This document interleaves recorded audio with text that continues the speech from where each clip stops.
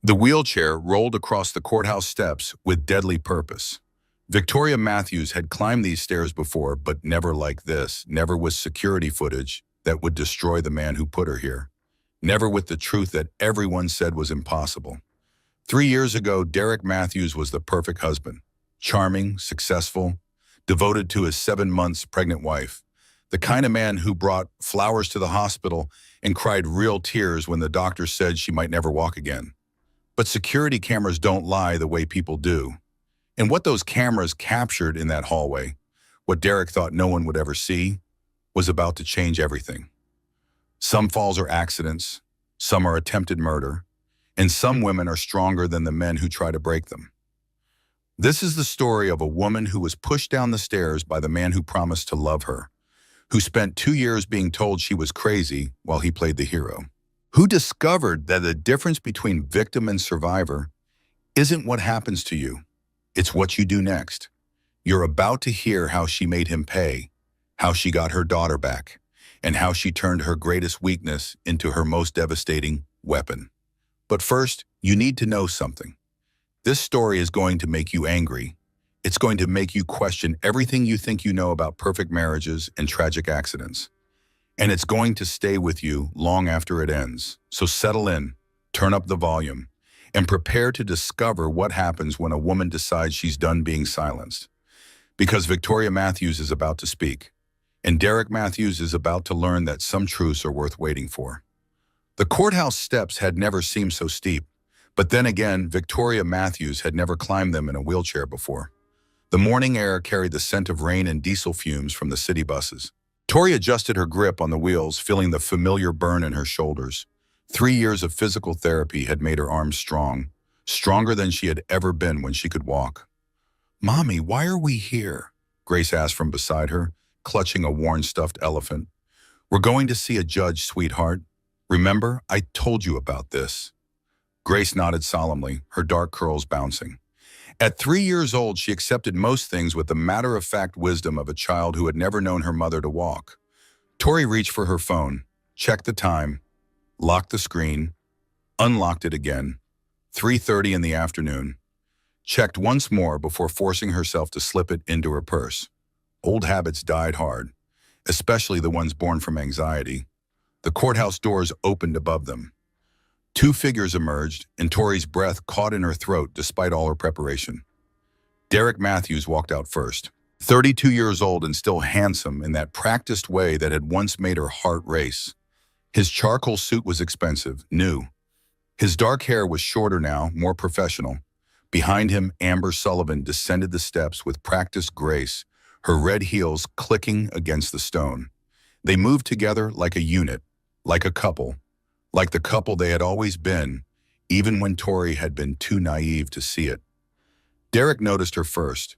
His step faltered, and his face went pale beneath his tan. Amber followed his gaze, and her perfectly manicured hand flew to her throat. "Hello, Derek," Tori said, her voice carrying clearly in the afternoon air. "Amber, beautiful day for a custody hearing, don't you think?" The silence stretched between them like a taut wire. Grace pressed closer to Tori's chair, sensing the tension even if she didn't understand it. Derek recovered first. He always did. "Victoria, I didn't know you were coming today." "I imagine there are a lot of things you don't know," Tori replied. She maneuvered her chair toward the ramp, Grace walking beside her. "Excuse us, we have an appointment." "Tori, wait." Derek's voice carried that familiar note of command, the one that used to make her stop whatever she was doing and listen. "We should talk before you go in there." "Should we?" Tori paused at the bottom of the ramp. "I can't think of anything we have to discuss that isn't better suited for a courtroom." Amber stepped forward, her expensive perfume wafting down the steps. "Victoria, surely we can work this out between ourselves, for Grace's sake." The mention of her daughter's name in Amber's mouth made something cold and sharp settle in Tori's chest. She looked up at the woman who had been sleeping with her husband while she was 7 months pregnant, the woman who had visited her in the hospital with flowers and sympathy while knowing exactly what Derek had done. "For Grace's sake," Tori repeated softly. "Yes, let's do this for Grace's sake." She began rolling up the ramp, each push of her wheels deliberate and strong. Grace trotted beside her, still clutching her elephant. "Mommy, who were those people?" Grace whispered as they reached the top. "Your father," Tori said simply, "and his friend." Grace considered this with the seriousness she brought to all new information. "I don't remember him." "I know, baby. That's okay." The courthouse doors were heavy glass and steel. Tori had called ahead to ensure accessibility, but she still felt a moment of satisfaction when the automatic doors opened smoothly before her. 3 years ago, she wouldn't have thought to make that call. 3 years ago, she had assumed the world would simply accommodate her needs. 3 years ago, she had assumed a lot of things that turned out to be lies. The lobby was all marble and echoing voices. Their heels clicked on the polished floor as lawyers and clients hurried past. Tori had been here twice before for preliminary hearings, but today felt different. Today was the real thing. "Mrs. Matthews?" A woman in a crisp navy suit approached them. "I'm Jennifer Walsh from the courthouse administration. Judge Harrison is ready for you in courtroom 3. "Thank you." Tori followed the woman down a corridor lined with imposing doors. Grace's hand found hers as they walked, small fingers wrapping around her mother's with complete trust. They passed a bank of elevators where Derek and Amber waited. Derek was speaking in low, urgent tones to a man in an expensive suit who could only be his lawyer. Amber stood slightly apart, checking her reflection in the polished steel doors. The man in the suit noticed Tori first. His eyes tracked from her face to the wheelchair to Grace, and she saw him lean toward Derek with a question. Derek's jaw tightened as he responded. Good, Tori thought. Let them be nervous. Let them wonder what she knew. Because she knew everything. Courtroom 3 was smaller than she had expected. Wooden benches lined the gallery and afternoon sunlight streamed through tall windows. Judge Robert Harrison sat behind his bench, reviewing documents. He was older than his courthouse photo suggested, with steel gray hair and kind eyes behind wire-rimmed glasses. Mrs. Matthews, he said as she entered, please take your place at the plaintiff's table. Tori positioned her chair behind the table where James Crawford, her attorney, was already waiting. James was 38, competent, and most importantly, he believed her. That had been surprisingly rare in the lawyer she had consulted. How are you feeling? James asked quietly as Grace settled into a chair beside them. Ready, Tori said. And she was. 3 years of preparation had led to this moment. Derek entered with his legal team, and the atmosphere in the room shifted. He moved with the confidence of a man who had never faced real consequences for his actions. Amber slipped into the gallery behind him, choosing a seat in the back row. Judge Harrison called the hearing to order, and the clerk read the case number and charges. Custody modification, financial fraud, and the newest addition to their legal troubles, criminal domestic violence charges. Your Honor, Derek's lawyer began, my client is here today because his estranged wife has made increasingly erratic demands regarding their daughter's custody arrangement. Mr. Matthews has been the primary caregiver for their child since Mrs. Matthews' tragic accident 3 years ago. Tragic accident. The words hung in the air like smoke. Tori felt Grace's small hand slip into hers again, an anchor to the present moment. Mrs. Matthews, Judge Harrison said, turning to their table, you're requesting full custody of your daughter and modification of the current financial arrangements. Can you tell me why? James stood. Your Honor, we're prepared to present evidence that Mr. Matthews' version of events surrounding Mrs. Matthews' injury was deliberately false. We also have documentation of financial fraud and a pattern of domestic abuse that culminated in a deliberate assault on a pregnant woman. The silence in the courtroom was absolute. Tori could hear the air conditioning cycling on, the rustle of papers, the creak of wooden benches as someone shifted their weight. Derek leaned forward, whispering urgently to his lawyer. Amber had gone very still in her seat. Those are serious allegations, Judge Harrison said. I assume you have evidence to support these claims? We do, Your Honor, James replied, beginning with security footage from the night of the alleged accident. Tori watched Derek's face as the words sank in. For just a moment, his careful composure cracked, and she saw the flash of panic he tried to hide. But she had learned to read his expressions long before he had learned to control them. Very well, Judge Harrison said. We'll begin with opening statements. Mr. Davidson, you may proceed. As Derek's lawyer stood to speak, Tori felt something she hadn't experienced in 3 years. Not quite hope, not yet, but possibility. The possibility that truth might finally have its day in court. Grace squeezed her hand and whispered, "Mommy, you're smiling." Tori realized she was. For the first time in longer than she could remember, she was genuinely smiling. "Yes, baby," she whispered back. "I am." 3 years earlier, the scent of vanilla filled the kitchen as Tori pulled chocolate chip cookies from the oven. Her belly, round with 7 months of pregnancy, bumped against the counter as she reached for the cooling rack. The baby kicked in response and she paused to rest her hand on the spot. "Easy in there," she murmured. "Mommy's making cookies for Daddy." The house was perfect. Every surface gleamed, every pillow arranged just so. Tori had spent the morning cleaning what was already clean, organizing what was already organized. But Derek liked things a certain way, and she wanted everything to be perfect when he got home from his business trip. The grandfather clock in the hallway chimed 5 times. Derek would be home by 6, just enough time to change into the blue dress he liked and touch up her makeup.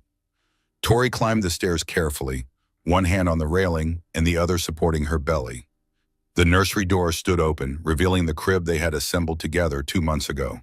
Yellow walls because they had decided to wait and be surprised about the baby's gender. Derek said he didn't care either way, but Tori had caught him looking at tiny baseball gloves in the sporting goods store. Their bedroom was exactly as she had left it that morning.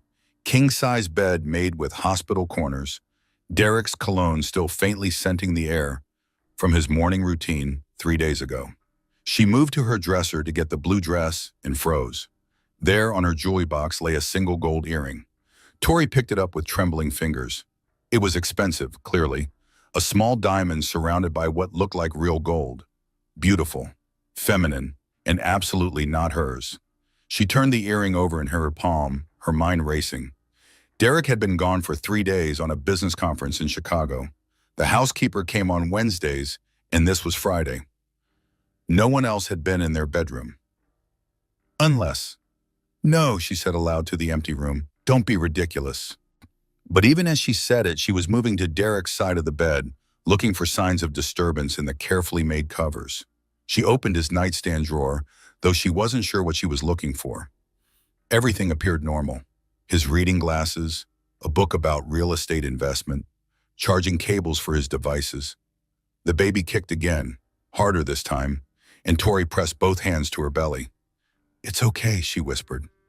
"Daddy wouldn't do that to us. There's a perfectly reasonable explanation." She slipped the earring into her pocket and went to shower. By the time she heard Derek's key in the front door, she had convinced herself she was being paranoid. Pregnancy hormones, maybe. The housekeeper must have lost an earring and it had somehow ended up in their room. "Honey, I'm home," Derek's voice carried up the stairs, warm and familiar.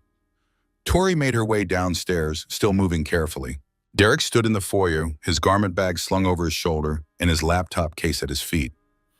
He looked exactly as he always did after a business trip, tired but pleased to be home. "There's my beautiful wife," he said, crossing to kiss her cheek, "and my little peanut." He placed both hands on her belly, and the baby immediately kicked toward his touch. "Someone missed you," Tori said, leaning into his embrace. He smelled like airports and hotel soap, familiar scents that usually comforted her. "I missed you too. Both of you." Derek pulled back to study her face. "You look tired. Are you feeling okay?" "Just the usual pregnancy stuff. Oh, and I found something strange today." She pulled the earring from her pocket. "This was on my dresser. I thought maybe the housekeeper dropped it in." Derek took the earring, and for just a second, something flickered across his face. But it was gone so quickly, Tori thought she might have imagined it. "Probably," he said easily. "Maria does have pierced ears. I'll ask her about it next week." He handed the earring back to her with a smile. "Now what's that amazing smell coming from the kitchen?" "Chocolate chip cookies. Your favorite." "You spoil me." Derek kissed her forehead. "Give me 20 minutes to shower and change, and then I want to hear all about your week." As he headed upstairs with his luggage, Tori stood in the foyer holding the earring. Something felt wrong, but she couldn't put her finger on what. Derek's explanation made perfect sense. Maria, their housekeeper, was a sweet woman in her 50s who wore jewelry. Of course she might have lost an earring. But as Tori climbed the stairs again, she realized what had bothered her. When Derek had taken the earring, he hadn't really looked at it. Most people, when shown a piece of jewelry they had never seen before, would examine it more closely, study it, comment on it. Derek had barely glanced at it at all. She pushed the thought away as she heard the shower start. She was being paranoid. Pregnancy brain, her doctor called it. Hormones could make women imagine all sorts of things that weren't there. But when she went to put the earring in her jewelry box for safekeeping, she found herself studying her reflection in the mirror above her dresser. When had her face become so pale? When had those shadows appeared under her eyes? More importantly, when had she started looking like someone who was afraid? The thought came from nowhere and everywhere, settling in her chest like a cold stone. She wasn't afraid of Derek. Derek loved her. They were having a baby together. They had been married for 6 years and he had never given her any real reason to doubt him. But as she went downstairs to finish dinner preparations, Tori found herself moving through the motions with unusual care, making sure the kitchen was spotless, making sure the cookies were perfect, making sure everything was exactly as Derek liked it, just in case. The grandfather clock chimed 6 times as Derek came back downstairs, his hair still damp from the shower. He wore khakis and a polo shirt, weekend clothes that made him look younger than his 32 years. "Something smells incredible," he said, wrapping his arms around her from behind as she stirred the pasta sauce. "I missed your cooking." "Conference food that bad?" Tori asked, leaning back against his chest. "You have no idea. 3 days of rubber chicken and Hotel Continental breakfast." Derek's hands moved to rest on her belly. "How's our little one been?" "I think she's going to be a soccer player." "She?" Derek pulled back to look at her. "Did Dr. Mitchell tell you something?" "No, just a feeling. Call it mother's intuition." Derek smiled and kissed her neck. "Well, if she's anything like her mother, she'll be perfect." They moved around the kitchen together with the ease of long practice. Derek opened a bottle of wine for himself and poured sparkling cider for Tori. She served the pasta while he got plates and silverware. Everything normal, everything as it should be. But when they sat down to eat, Tori found herself watching Derek more carefully than usual. The way he held his fork, the way he chewed, the way his eyes moved around the room, taking inventory of the perfect house she had prepared for his return. "You're quiet tonight," Derek observed after they had been eating for several minutes. "Just tired, I guess. The baby kept me up last night." "Growing babies need their rest," Derek said. "Maybe you should take it easier. You don't need to deep clean the house every time I leave town." Tori set down her fork. "I didn't deep clean. I just straightened up." "The house is spotless, honey. More spotless than usual even." Derek reached across the table to take her hand. "I appreciate everything you do, but you're 7 months pregnant. You should be taking care of yourself." There was something in his tone that made Tori's shoulders tense. Not quite criticism, but close to it, as if her careful preparation of their home was somehow excessive, neurotic. "I like having things nice for you," she said quietly. "I know you do, and I love that about you." Derek squeezed her hand. "But I don't want you wearing yourself out, especially not over housework." The baby chose that moment to kick hard enough that Tori gasped. Derek's hand moved immediately to her belly, his face creasing with concern. "Everything okay?" "Fine, just a strong kick." Tori managed a smile. "I think someone's excited about dessert." After dinner, they settled on the couch to watch a movie. Derek chose an action film, something with explosions and car chases that required no emotional investment. Tori curled against his side, her head on his shoulder, and tried to focus on the screen. But her mind kept drifting to the earring, now sitting in her jewelry box upstairs. To Derek's reaction when she had shown it to him. To the strange feeling that something fundamental had shifted in her perfectly ordered world. When Derek's breathing deepened and she realized he had fallen asleep, Tori carefully extracted herself from his arms and went upstairs. She moved quietly, not wanting to wake him, and stood once again in front of her dresser mirror. The woman looking back at her was 7 months pregnant and tired. But she was also something else. Something Tori was only beginning to recognize. She was a woman who had started to question the man she had trusted with her whole heart. And that realization scared her more than she was ready to admit. The argument started over breakfast. Tori had been quiet during their morning routine, still thinking about the earring. Derek had dressed for work in his usual navy suit, kissing her goodbye with the same practiced affection he had shown for years. but something felt different now, like she was watching their life from the outside, seeing cracks in what had once seemed perfect. "I'm taking a long lunch today," Derek announced as he gathered his briefcase and keys. "Client meeting ran over, so I need to catch up on some paperwork." "Will you be home for dinner?" Tori asked, spreading jam on her toast with careful precision. "Should be. Don't wait for me if I'm late, though. You need to keep your strength up." There it was again, that tone that suggested she was fragile, delicate, unable to handle the normal stresses of life without his guidance. "Derek," Tori said carefully, "I found something yesterday that I wanted to ask you about."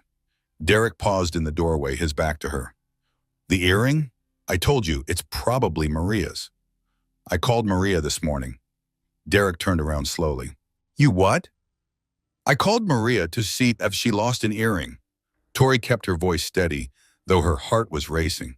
"She said no. She doesn't own any diamond earrings." The silence stretched between them like a chasm. Derek's face went through several expressions before settling on something that looked like patience, strained patience. "Tori, honey, you're making a big deal out of nothing. Maybe it fell out of your jewelry box. Maybe it belonged to the previous owners and somehow turned up. There are a dozen explanations that don't involve some conspiracy." "I'm not talking about a conspiracy. I'm talking about another woman." The words hung in the air between them. Derek set down his briefcase and walked back to the table, his movements deliberate and calm. "Another woman," he repeated. "You think I'm having an affair?" "I don't know what to think." "You think I would cheat on my pregnant wife?" Derek's voice was rising now. "You think I would risk our marriage, our family, for some random woman?" "It's not random if you know her name." Derek's face flushed red. "This is insane, Tori. You're being completely paranoid." "Am I? Because last month you started working late 3 nights a week. You've taken twice as many business trips this year as last year, and you've been distant, different. I've been working harder to provide for our growing family. That's what responsible husbands do. And responsible husbands don't leave other women's jewelry in their wives' bedrooms." Derek slammed his hand on the table, making Tori jump. Her orange juice glass toppled, sending liquid across the white tablecloth. "Enough," Derek shouted. "I am not having this conversation based on some ridiculous theory you have cooked up because you found a piece of jewelry. This is pregnancy hormones talking, not logic." Tori stood up slowly, her hands shaking. "Don't you dare blame this on pregnancy hormones. Don't you dare make me feel crazy for asking a reasonable question." "Reasonable? Reasonable would be trusting your husband instead of inventing elaborate fantasies about affairs." "Then tell me where you were Tuesday night when you said you were working late, but your office was dark when I drove by." Derek went very still. "You drove by my office?" "I was worried when you didn't answer your phone. I thought maybe something had happened." "So you decided to spy on me?" "I decided to check on my husband, who wasn't where he said he would be." Derek stared at her for a long moment, and Tori saw something shift in his expression. The anger was still there, but underneath it was something colder, something calculating. "This is what our marriage has come to?" he asked quietly. "You driving around town checking up on me? Going through my things? Interrogating the housekeeper?" "Derek, just tell me the truth. Please, if there's someone else, I need to know." And the truth, Derek stepped closer and Tori instinctively backed up. "The truth is that I'm working my ass off to provide for you and this baby. The truth is that I come home every night to a wife who's become increasingly paranoid and controlling. The truth is that I'm starting to wonder if pregnancy has affected your mental state more than either of us realized." Each word hit Tori like a physical blow. She found herself backed against the kitchen counter, Derek looming over her with an expression she had never seen before. "I'm not crazy," she whispered. "Then stop acting like it." Derek picked up his briefcase and headed for the door again. But this time, Tori followed him. "Derek, wait. We need to talk about this." "No, we don't. What we need is for you to stop creating problems where none exist. I know what I saw. I know that earring doesn't belong to me or Maria or anyone else who should have been in our bedroom." Derek stopped at the front door and turned around. His face was calm now, but his eyes were cold. "Let me be very clear," he said softly. "I am not having an affair. I have never had an affair. And if you continue to accuse me of cheating, you're going to destroy our marriage over nothing. And if you are cheating and continue to lie about it, you've already destroyed our marriage." They stared at each other across the foyer, and Tori felt the weight of everything unsaid between them. 6 years of marriage, a baby on the way, a life they had built together that suddenly felt like it was balanced on the edge of a cliff. "I'm going to work," Derek said finally. "When I get home tonight, I expect an apology." He left, closing the door behind him with careful control. Tori heard his car start and pull out of the driveway, and then she was alone in the house that suddenly felt too big and too quiet. She sank onto the living room couch, both hands pressed to her belly, where the baby was moving restlessly, as if sensing her distress. "I'm not crazy," she said aloud to the empty room. "I know what I know." But even as she said it, doubt crept in. Derek was right about one thing. Pregnancy hormones could make women paranoid, suspicious. She had read about it in the pregnancy books. Was it possible she was seeing problems where none existed? Tori spent the day trying to convince herself that Derek was telling the truth. She cleaned the house again, though it didn't need it. She organized the nursery for the 3rd time that month. She made Derek's favorite dinner and set the table with their good china. But when evening came and Derek's key turned in the lock, Tori found herself tensing instead of relaxing. "Smells good in here," Derek said as he entered the kitchen. His tone was carefully neutral. "Pot roast, the way your mother makes it."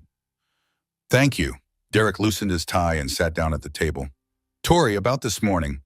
"I'm sorry," Tori said quickly. "You're right, I was being paranoid." Derek studied her face. "Were you?" The question hung between them, loaded with meaning. Tori had prepared to apologize, to smooth things over, to return to the comfortable fiction of their perfect marriage. But looking at Derek now, she realized she couldn't do it. "No," she said quietly. "I wasn't." Derek's jaw tightened. "Tori, I know you're having an affair. I don't know with who, but I know it's happening. Based on one earring. Based on everything. The late nights, the business trips, the way you barely touch me anymore. The way you look at me like I'm some fragile thing that might break if you're honest with me." Derek stood up slowly. "So what are you saying?" "I'm saying I'm going to call your boss tomorrow and ask about these client meetings that keep running late." The change in Derek's expression was instant and terrifying. The careful control disappeared, replaced by something Tori had never seen before. Something dark and dangerous. "You'll do no such thing," he said softly. "Derek, you will not call my office. You will not embarrass me with your paranoid accusations. You will not destroy my career because you can't handle being pregnant." Tori backed toward the stairs, suddenly afraid. "I just want the truth." The truth is that you're sick, mentally sick. And if you don't get help, you're getting to lose everything." Derek followed her as she backed up the stairs, his voice getting louder with each step. "You think I'm cheating? Fine. Maybe I should be.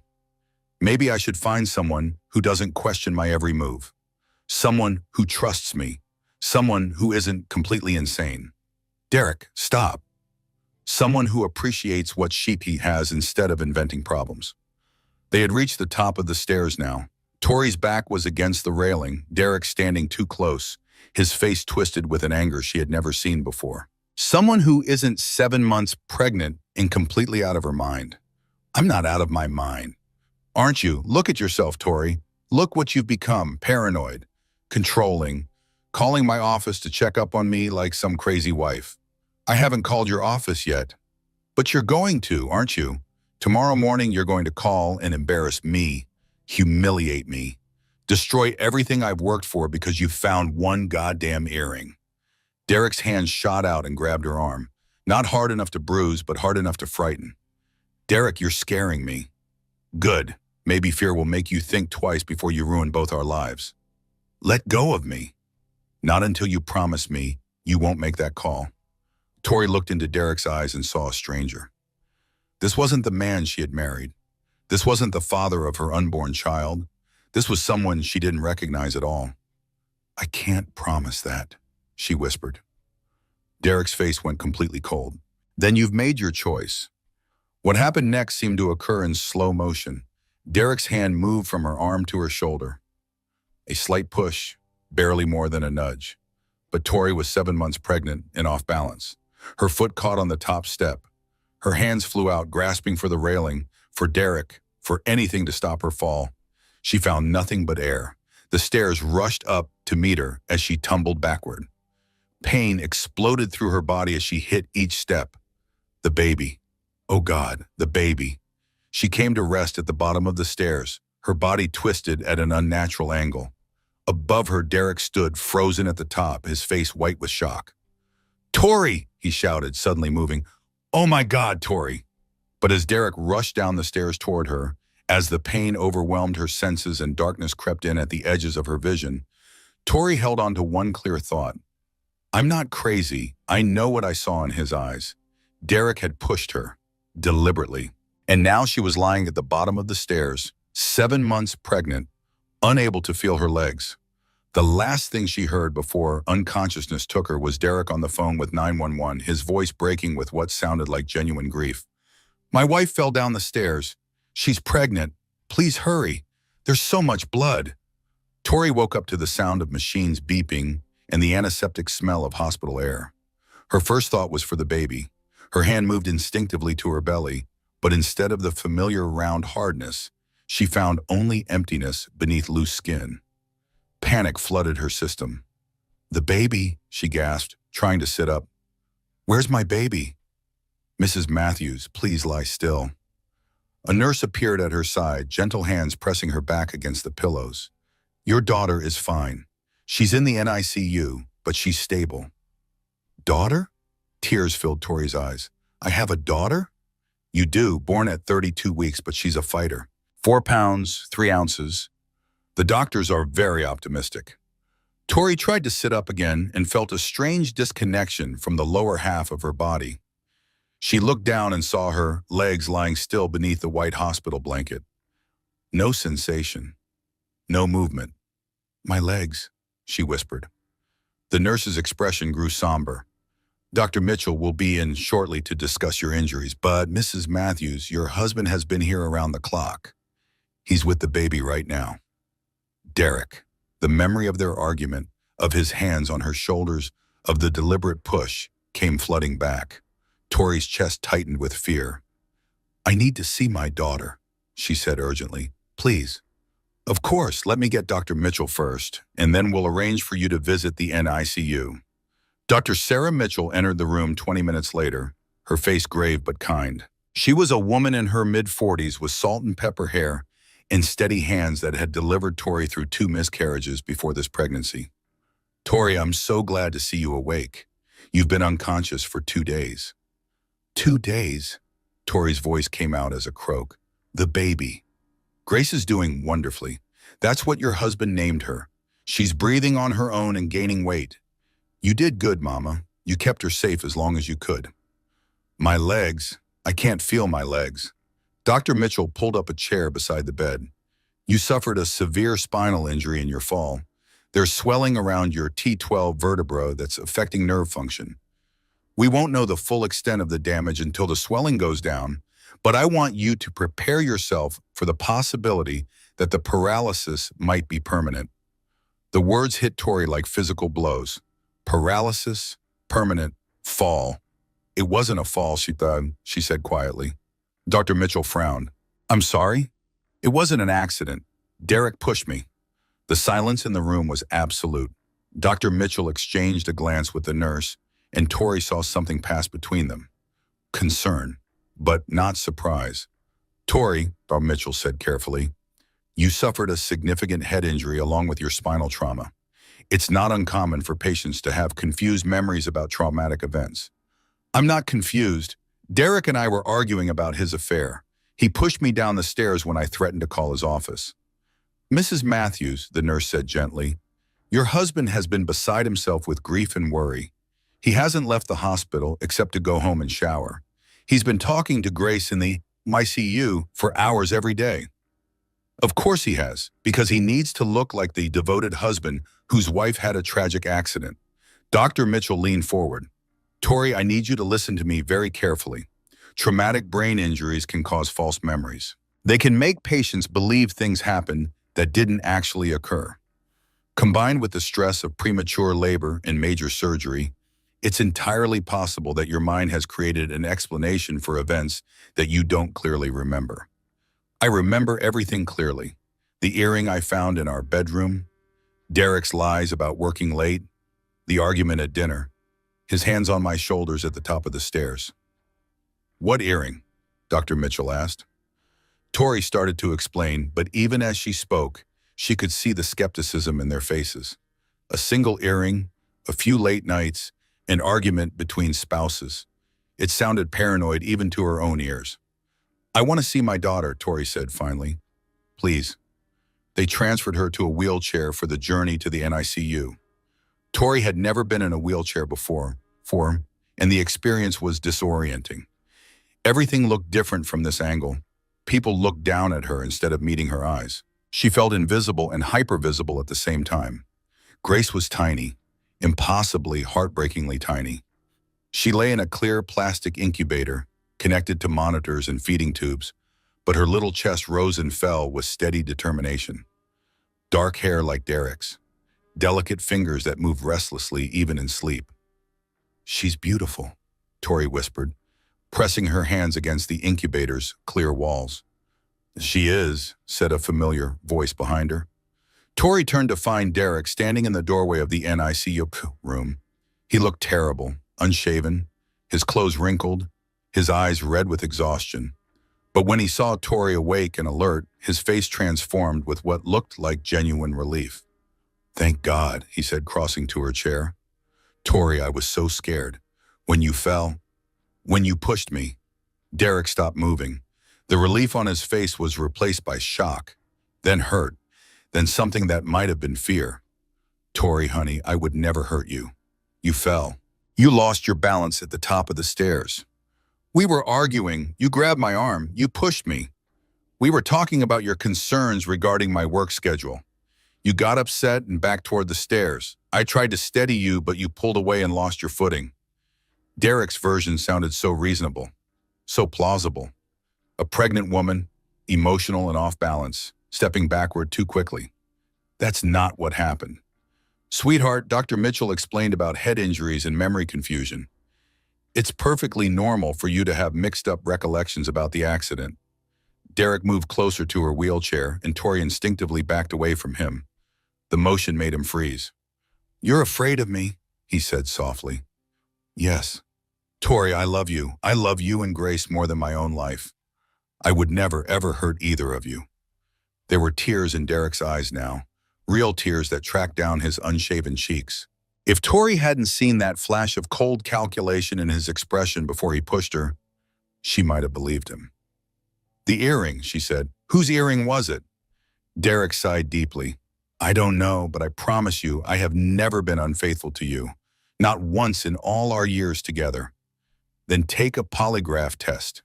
The request seemed to surprise him. "A what?" "A lie detector test. If you're telling the truth, it should be easy to prove." Derek was quiet for a long moment, looking from Tori to Grace and back again. "If that's what it takes for you to trust me again, then yes, I'll take any test you want." It was the right answer, the answer an innocent man would give. But something in Derek's eyes made Tori's skin crawl. Over the following weeks, as Tori recovered in the hospital and Grace grew stronger, Derek was indeed the picture of a devoted husband and father. He brought flowers and books. He read to Tori from magazines and updated her on friends who had called. He spent hours in the NICU talking to Grace about everything and nothing. The staff loved him.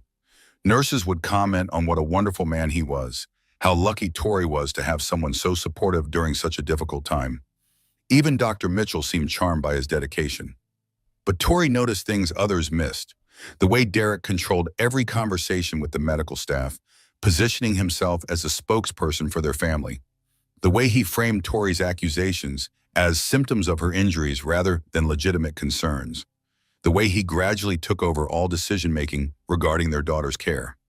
"Mrs. Matthews is still recovering from her head trauma," she overheard him telling a social worker.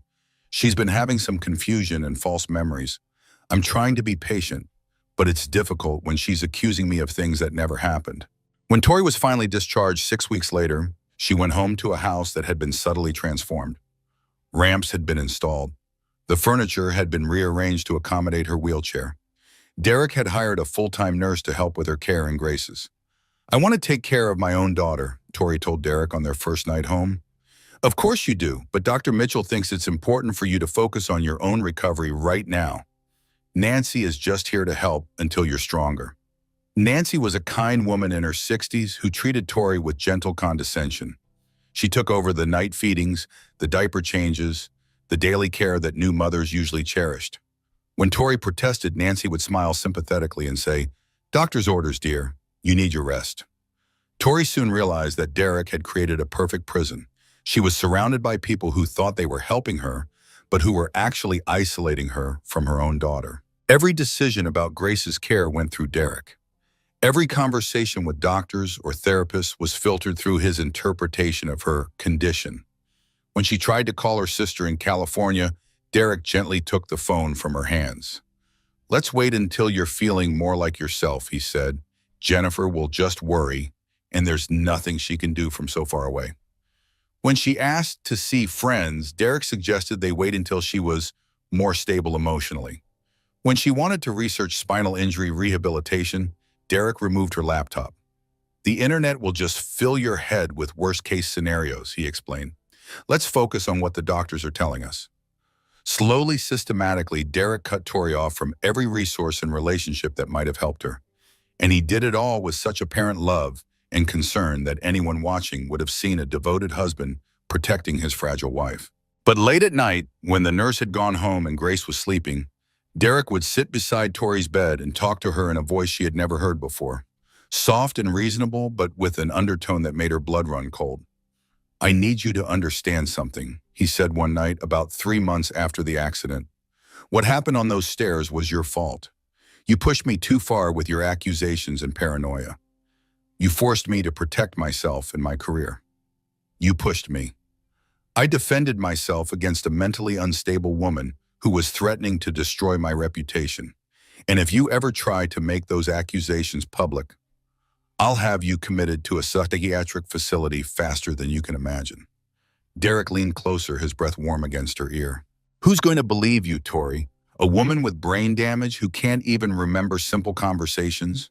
A woman who needs help to go to the bathroom? A woman who's so unstable she can't take care of her own baby?" Tori felt tears slip down her cheeks.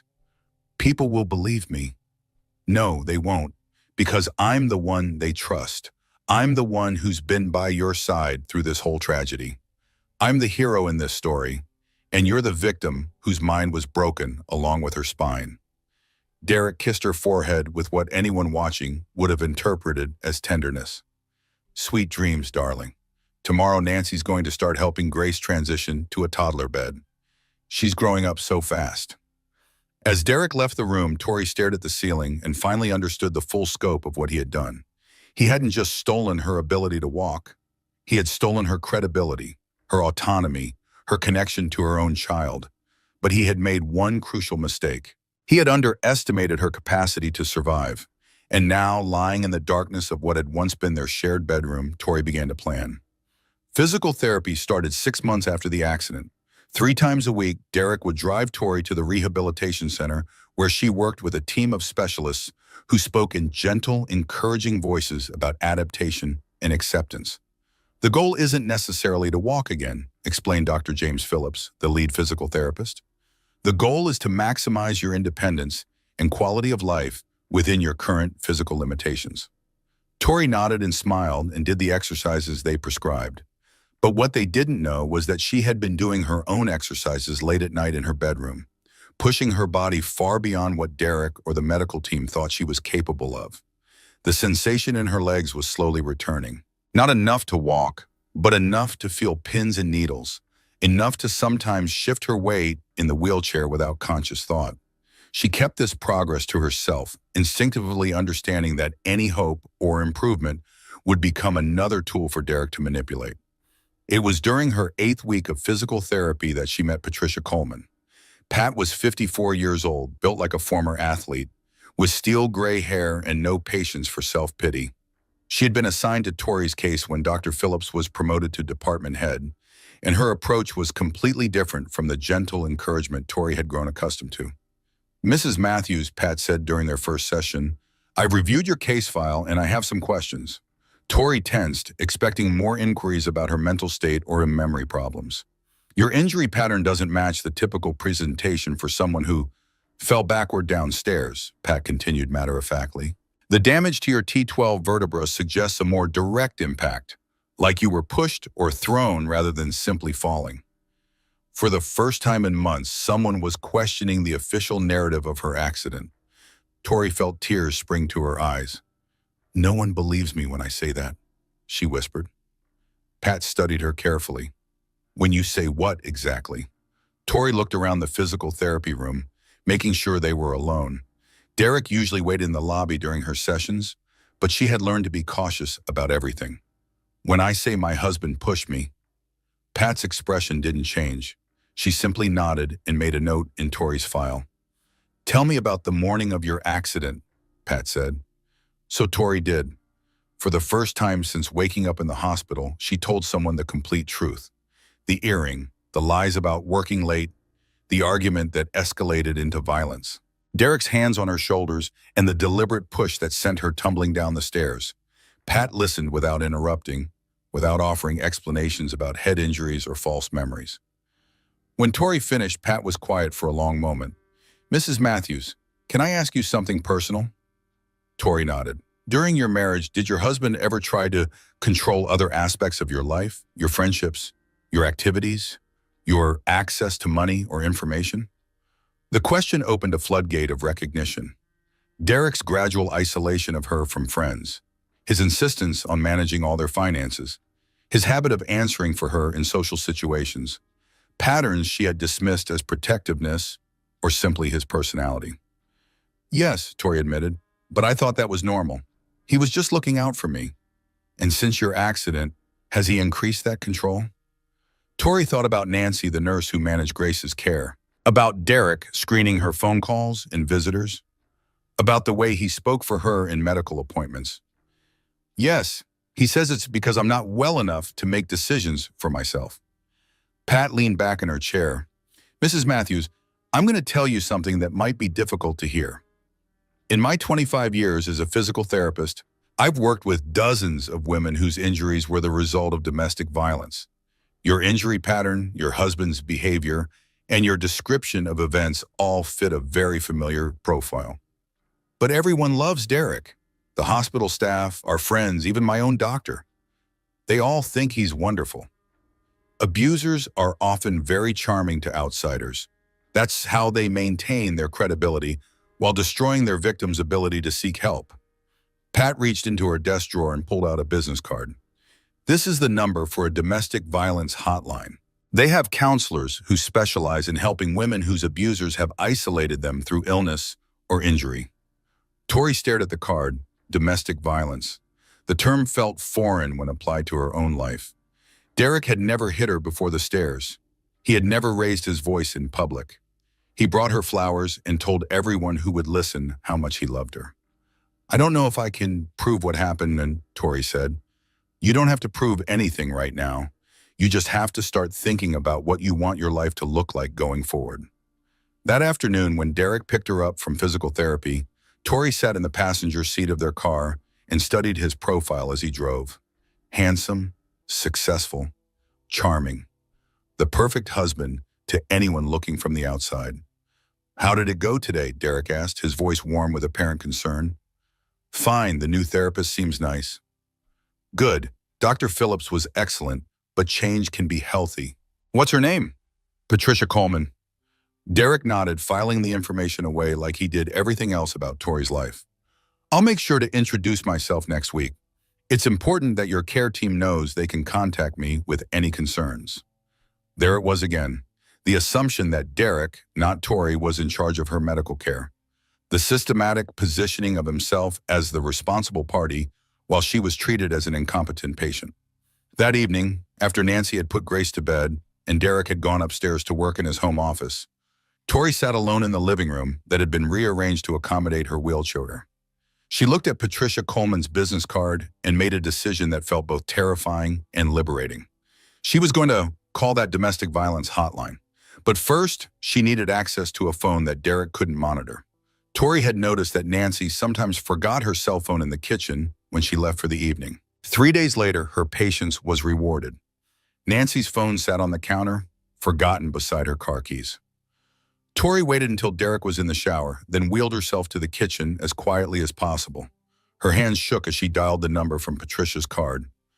National Domestic Violence Hotline, this is Sarah. How can I help you? I don't know if I'm in the right place, Tori whispered. My husband pushed me down the stairs when I was pregnant, but everyone thinks it was an accident. You're absolutely in the right place, Sarah said gently. Can you talk safely right now? For a few minutes, he's in the shower. Okay, I want you to know that what you've described, a deliberate push resulting in injury, is absolutely domestic violence. It doesn't matter that it was a one-time incident. It doesn't matter that people see your husband as charming or caring. What matters is that he deliberately hurt you when you threatened to expose behavior he wanted to keep secret. Sarah's words were like oxygen to someone who had been drowning. For months, Tori had been told that her memories were false. Her concerns were symptoms of brain damage. Her accusations were the product of an unstable mind. I have a daughter, Tori said. She's almost a year old now. He controls everything about her care. That's very common. Abusers often use children as tools of control, especially when their victim is vulnerable due to injury or illness. How do I get my life back? One step at a time. The first step is building a support network that your husband can't control or monitor. Do you have any family or friends you could contact? Tori thought about her sister Jennifer in California. They had been close before Tori's marriage, but Derek had gradually discouraged their relationship. Too much drama, he said. Jennifer was negative and always causing problems. My sister, but I haven't talked to her in over a year. Would she help you if you asked?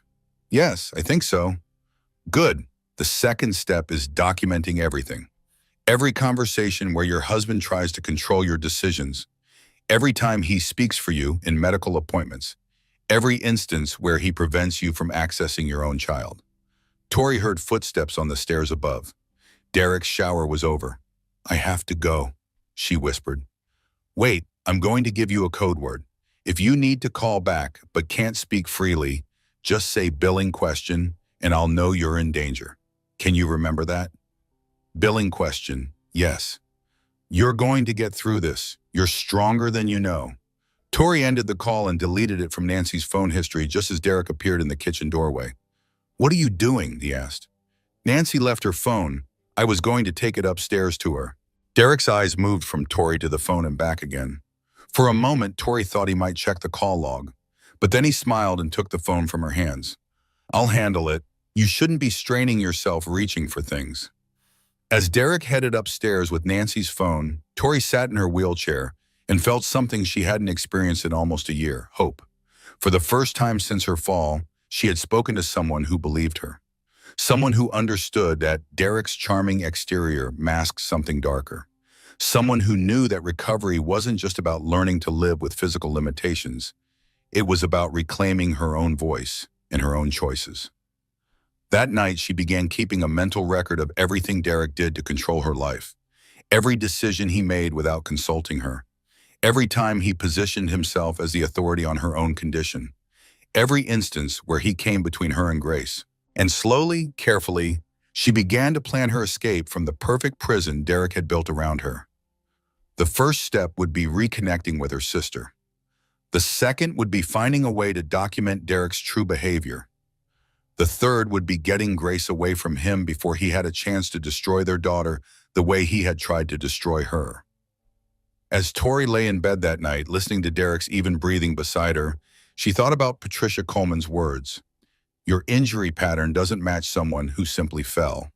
Finally, someone was asking the right questions, and Tori was ready to start providing the answers. 2 years after the accident, the opportunity came on a Tuesday morning when Derek left early for a golf meeting with clients. Nancy had called in sick, and for the first time in months, Tori was alone in the house with Grace. Her daughter was walking now, toddling around the living room with the fearless determination of a 15-month-old. Grace had Derek's dark hair but Tori's green eyes, and she chattered constantly in a mixture of real words and baby gibberish that made Tori's heart ache with love. "Mama," Grace called, pointing at a book on the coffee table. "Book! You want to read?" Tori asked, lifting Grace onto her lap in the wheelchair. "Which book?" Grace pointed decisively at a picture book about farm animals, and Tori opened it to the first page. As they read together, Grace's small body warm and solid against her chest, Tori felt the familiar mixture of fierce love and desperate fear that had defined her motherhood. Derek was already talking about enrolling Grace in preschool when she turned 2. "The best program in the city," he said. "Very exclusive. Grace would thrive there." What he didn't say, but Tori understood, was that preschool would give him another institution where he could position himself as the concerned father of a child whose mother was too unstable to be trusted with major decisions. Tori had been documenting Derek's behavior for 8 months now, ever since her first conversation with the domestic violence hotline. She had called them 6 more times using various phones: Nancy's cell when it was left behind, the phone at physical therapy during breaks, even a payphone at the grocery store during one of their rare shopping trips together. Each conversation had reinforced what she was beginning to understand. Derek was systematically isolating her from any source of support or independence, and he was doing it so skillfully that most people saw him as a saint. But today, with Nancy sick and Derek gone, Tori had a window of opportunity she couldn't waste. She wheeled to the kitchen with Grace still on her lap and picked up the landline. Her sister's number was burned into her memory from their childhood, though she hadn't called it in almost 2 years. "Hello?" Jennifer's voice was cautious, probably because she didn't recognize the number. "Jenny, it's Tori." The silence on the other end of the line stretched so long that Tori wondered if the call had been dropped. Then Jennifer's voice came through, thick with emotion. "Tori, oh my God, I've been so worried. Derek said you were too sick to talk to anyone, but it's been almost 2 years. I didn't know if you were alive or dead." "I'm alive, and I need your help." Tori told her sister everything. The earring, the argument, Derek's deliberate push down the stairs, the systematic isolation that had followed, Grace's care being controlled by nurses and nannies while Tori was treated like an invalid. Jennifer listened without interrupting, and when Tori finished, her sister's voice was deadly calm. "That bastard. I knew something was wrong when he stopped letting me talk to you, but I thought maybe the head injury really had affected your cognitive function. He's very convincing. Everyone thinks he's a devoted husband. What do you need me to do?" "I need to get away from him, but I can't take Grace without legal custody, and I can't get legal custody without proving what really happened." "Do you have any evidence?" "I'm working on it. My physical therapist believes me, and I've been documenting his controlling behavior. But I need more." "What about the domestic violence counselors? Can they help?" "They've given me resources and support, but they can't give me legal standing. I need a lawyer." Jennifer was quiet for a moment. "I have some money saved, not a lot, but enough to get you started, and you can stay with me in San Diego while you figure out your next steps." "I can't leave without Grace." "Then we need to find a way to prove what Derek did. What about security cameras? Did your house have any surveillance when you fell?" Tori's heart stopped. "The building. We lived in a condo building with security cameras in the hallways and lobby. The footage might still exist. It's been 2 years. Some systems keep footage longer than that, especially if there was an incident report filed. It's worth checking." After they hung up, Tori sat in the kitchen holding Grace and thinking about security footage. During all the chaos of her hospitalization and recovery, she had never thought to ask about cameras, but their condo building was high-end, the kind of place that took security seriously. That evening, after Derek had returned from his golf meeting and Nancy had arrived for the night shift, Tori claimed exhaustion and went to bed early. But instead of sleeping, she used her laptop to research her former condo building's management company. What she found made her pulse quicken. The building's website advertised comprehensive 24/7 security monitoring with digital footage retention for up to 3 years. The footage of Derek pushing her down the stairs might still exist, but getting access to it would require legal channels that Derek could easily block or control, unless she could find another way. The next morning, Tori asked Derek if they could drive by their old condo building. Why would you want to do that? Derek asked, his tone carefully neutral. I've been having more clear memories about the accident. Dr. Phillips suggested that revisiting the location might help with my recovery. It was a lie, but Derek couldn't argue with advice supposedly coming from her physical therapist. An hour later, they were parked across the street from the building where they had once lived, where their marriage had died in a stairwell, where Grace had been conceived in what Tori now understood was probably the last period of genuine happiness in her life. Does being here help? Derek asked. Tori studied the building's entrance, noting the security cameras positioned above the doors and in the parking areas. A little. I think I'm remembering more about that night. What kind of memories? There was something sharp in Derek's voice now, and Tori chose her words carefully. Just fragments. The argument we had. How upset I was about work stress. Derek relaxed slightly. You were under a lot of pressure. The pregnancy was difficult, and you were worried about everything. Yes, I was very emotional that night. Irrationally emotional. Yes, I wasn't thinking clearly. It killed Tori to agree with Derek's version of events, but she needed him to believe she was accepting his narrative. Meanwhile, she was memorizing every detail of the building's security setup. That afternoon, during her physical therapy session with Patricia Coleman, Tori asked if they could speak privately. I found out our old building still has the security footage from the night of my accident, Tori said quietly. Pat's eyes sharpened with interest. That's potentially crucial evidence. Have you contacted a lawyer? Not yet. Derek monitors everything I do. If I hire a lawyer, he'll know immediately. There are attorneys who specialize in domestic violence cases. They understand the need for discretion. Pat opened her desk drawer and pulled out another business card. This is James Crawford. He's handled several cases like yours. He knows how to work quietly until you're ready to make your move. How much will it cost? He does some pro bono work, and there are legal aid organizations that help domestic violence survivors. The important thing is to get the footage before it's destroyed. That evening, Tori called James Crawford from Nancy's phone while Derek was putting Grace to bed. She explained her situation quickly and quietly, expecting skepticism or demands for proof. Instead, Crawford listened carefully and asked practical questions. How soon can we get a court order for that security footage? Tori asked. If your building's retention policy is 3 years, we need to move fast, but I'll need to review your medical records and speak with your physical therapist before I can file anything. How do we do this without Derek finding out? Very carefully. I'll start by requesting your medical records directly from the hospital.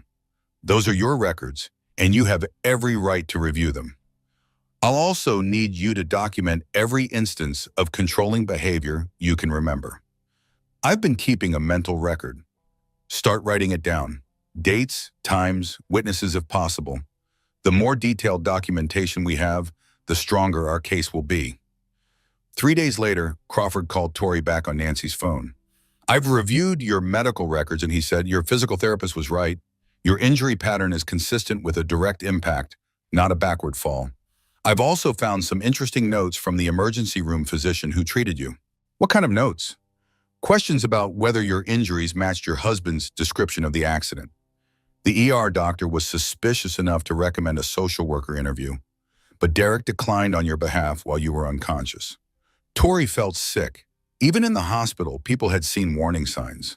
But Derek had controlled access to her so completely that those concerns had never been followed up. Can we get the security footage? I'm filing for a court order tomorrow. But Tori, I need to warn you about something. Once we start this process, Derek is going to realize what's happening. You need to be prepared for his reaction. What do you mean? Men like Derek don't just accept exposure quietly. He's going to escalate his efforts to control you, and he might become more dangerous. Do you have somewhere safe you can go when this comes out? Tori thought about Jennifer's offer to come to California. My sister, but I can't leave without Grace. And we'll work on emergency custody as soon as we have the footage. But you need to start preparing for the possibility that you'll have to protect yourself and your daughter. That night, Tori lay awake listening to Derek breathe beside her and planning for a future she wasn't sure she would live to see. In 48 hours, James Crawford would file his court order. Within a week, they would know if the security footage still existed. And if it did, Derek's carefully constructed version of their life would finally crumble. But as Crawford had warned her, Derek wouldn't go down without a fight. And Tori was about to discover just how dangerous a charming sociopath could be when his perfect facade began to crack. The call came on a Friday afternoon while Derek was at work and Nancy was napping with Grace. Tori answered the phone with hands that shook with anticipation. "Mrs. Matthews, this is James Crawford. I have news about the security footage." "You found it?" "We found it. And Tori, it shows exactly what you said it would.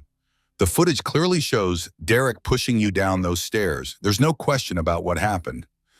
Tori closed her eyes and felt 2 years of suppressed validation wash over her. "Thank God." "There's more. The building manager remembered your accident because it was so unusual. He said Derek contacted him the next day and specifically asked that the footage be preserved for insurance purposes. Apparently, Derek was concerned about liability issues.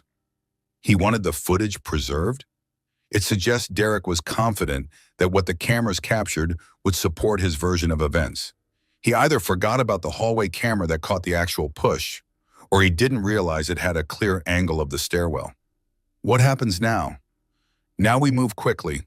I'm filing for emergency custody and a restraining order based on the video evidence. But Tori, Derek's going to be served with papers on Monday morning. You need to be prepared." "I'll be okay." "No, you won't, because Derek is going to realize that his entire life is about to implode. His reputation, his career, his custody of Grace, everything he's built since your accident is going to disappear. Men like Derek don't handle that kind of exposure well." Crawford's voice grew serious. "I need you to call your sister tonight. Make arrangements to leave with Grace as soon as the restraining order is in place.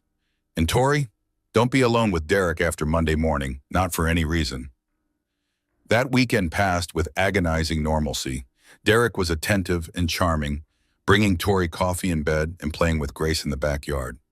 If she hadn't known what was coming, Tori might have believed that this was what their marriage had always been like. But she did know. And she spent the weekend quietly packing a bag for herself and Grace, hiding it in the back of her bedroom closet behind winter clothes Derek never touched. Monday morning dawned gray and rainy. Derek left for work at his usual time, kissing Tori goodbye and promising to pick up dinner on his way home. He seemed relaxed, confident, completely unaware that his carefully constructed world was about to collapse. The process server arrived at Derek's office at 10:15. The call came at 10:45. "What the hell is this?" Derek's voice was deadly quiet, but Tori could hear the rage underneath it. "Derek, don't you dare say my name. What the hell is this restraining order? What the hell is this custody modification?" "It's the truth, finally. The truth is that you're a mentally ill woman who's been coached by some ambulance-chasing lawyer into making false accusations." "I have the security footage, Derek." The silence on the other end of the line was absolute. Tori could picture Derek in his office, his face going white as he processed what she had just said. "That's impossible," he said finally. "The building kept footage for 3 years. I have video of you pushing me down those stairs, clear, high-definition video that shows exactly what happened. You manipulated evidence. You edited footage. I did nothing but tell the truth. The same truth I've been telling for 2 years while you convinced everyone I was crazy." "Tori, listen to me very carefully." Derek's voice had gone cold in a way that made her skin crawl. "You need to call your lawyer right now and withdraw those papers. This is your last chance to handle this quietly." "Or what? Or I'll destroy you completely and permanently. I'll have you committed to a psychiatric facility. I'll prove you're an unfit mother. I'll make sure you never see Grace again. You can't do that anymore. I have evidence. I have witnesses. You have nothing," Derek shouted, his composure finally cracking. "You have a piece of footage that can be interpreted a dozen different ways. You have the word of some bleeding heart therapist against mine. You have accusations that make you sound exactly like the paranoid mental patient everyone already thinks you are." Tori heard a crash in the background, as if Derek had thrown something across his office. "I made you," Derek continued, his voice returning to that deadly calm. I gave you a home, a marriage, a life that mattered. And this is how you repay me? By trying to destroy everything we built together? We didn't build anything together. You built a prison and convinced everyone it was a palace. A prison. A prison is where you're going to end up when I'm finished with you. And Grace? Grace is going to grow up knowing that her mother was so sick, so twisted that she had to be kept away from decent people. The line went dead. Tori sat in her wheelchair holding the phone and shaking. She had expected Derek to be angry, but the cold calculation in his voice was more terrifying than any show of temper could have been. She called Nancy's phone, but it went straight to voicemail. She wheeled to the stairs and called up to the second floor. "Nancy, I need to talk to you." No answer. Tori made her way to the kitchen and found a note on the counter in Nancy's handwriting. "Family emergency. Had to leave. Mr. Matthews knows." Derek had already started moving. Nancy was gone, which meant Tori was alone with Grace when Derek came home. And based on his phone call, Derek was coming home early. Tori called James Crawford, but his secretary said he was in court and couldn't be reached until evening. She called her sister Jennifer, but the call went straight to voicemail.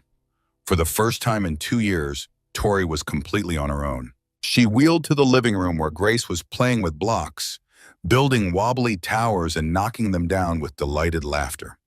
Her daughter was so innocent, so trusting, so completely unaware that her father was a dangerous man who saw her as property rather than a person. "Grace, baby, do you want to go for a ride?" "Ride? Ooh." Grace clapped her hands. "All right." Tori began gathering Grace's things, diapers, snacks, toys, the stuffed elephant that went everywhere. She was just strapping Grace into her car seat when she heard Derek's BMW pull into the driveway. He was home 3 hours early. Tori's hands shook as she finished buckling Grace's restraints. She had to get out of the garage before Derek blocked her car in. But as she backed out of the garage, Derek was already standing in the driveway, his arms crossed and his face a mask of cold fury. He didn't move as she approached, forcing her to stop the car just inches from where he stood. Tori rolled down her window, trying to keep her voice steady. "Derek, please move. We're just going to the park." "No, you're not."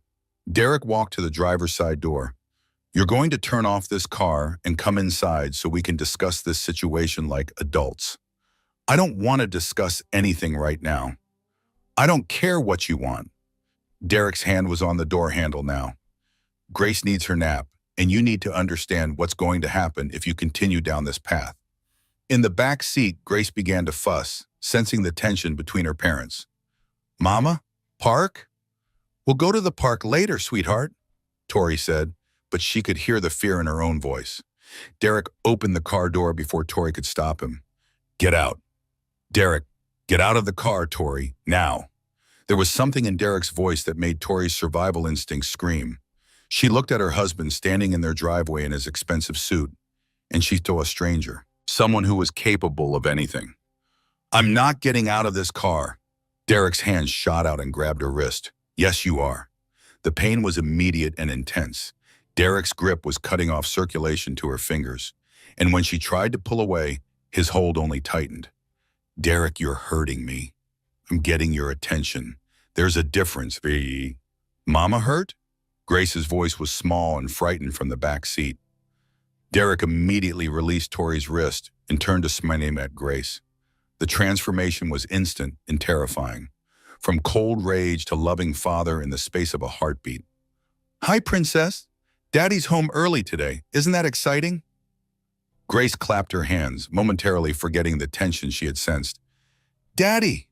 "That's right, sweetheart. Now Mama and Daddy need to talk, so we're going to go inside." Derek turned back to Tori, and she saw something in his eyes that made her blood freeze. Not just anger, but a kind of desperate calculation. The look of a man who had nothing left to lose. "Tori, I'm going to say this once. Turn off the car and come inside. If you try to drive away with my daughter, I will call the police and tell them you're having a psychotic break. I will tell them you're a danger to yourself and to Grace. And given your documented history of mental instability, who do you think they're going to believe?" Tori's mind raced. Derek was right. He had spent 2 years building a narrative of her mental fragility. To the outside world, he was the devoted husband caring for his unstable wife. If she drove away now, it would look exactly like the breakdown he was describing. But if she went inside with him, she might not come out again. Grace needs her car seat if we're going inside, Tori said, buying time. I'll get Grace. You just worry about getting yourself out of that car. Derek moved to the back door and began unbuckling Grace's car seat straps. As he did, Tori noticed that their elderly neighbor, Mrs. Patterson, was working in her garden next door, close enough to see and hear everything that was happening. Tori made a decision that felt like jumping off a cliff. "Help!" she called out, loud enough for Mrs. Patterson to hear. "Mrs. Patterson, please help me." Derek froze with his hands on Grace's car seat. Mrs. Patterson looked up from her flowers, squinting in their direction. "Derek is trying to force me to go inside against my will," Tori continued. "Please call 911. "Tori, what are you doing?" Derek's voice was tight with barely controlled rage. "I'm protecting myself and Grace."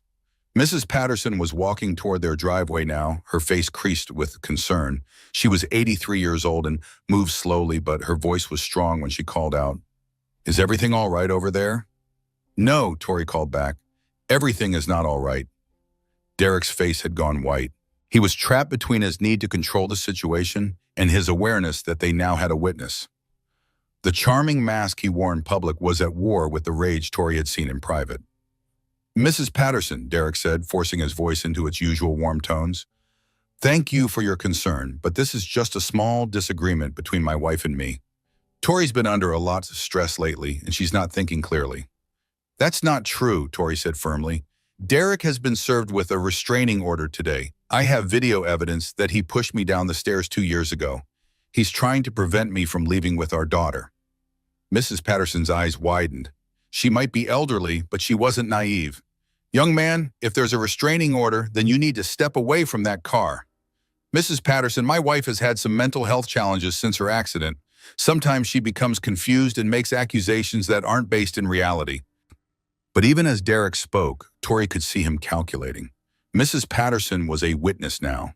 Whatever he did next would be observed and potentially reported. "I'm calling the police," Mrs. Patterson announced, pulling her cell phone from her gardening apron. "Let them sort this out." Derek's carefully constructed world was crumbling in real time. Tori could see the exact moment when he realized that his public persona and his private control were about to collide in a way that would destroy everything he had worked to build. "Fine," Derek said quietly, stepping back from the car. "Call the police. But Tori, you need to understand something. This is just the beginning. I will fight you for Grace with every resource I have, and I have a lot more resources than you do." "Maybe," Tori replied, surprising herself with how steady her voice sounded. "But I have something you don't have." "What's that?" "The truth." As they waited for the police to arrive, Derek stood in the driveway with his hands in his pockets, the picture of a reasonable man dealing with an unreasonable situation. But Tori could see the calculation in his eyes as he planned his next move. She had won this battle, but the war was just beginning. And Derek Matthews didn't lose wars. But for the first time in 2 years, Tori wasn't alone anymore. Mrs. Patterson stood guard beside her car, determined to see justice done. James Crawford was building a legal case that would expose Derek's true nature. Jennifer was waiting in California with a safe place for Grace to grow up.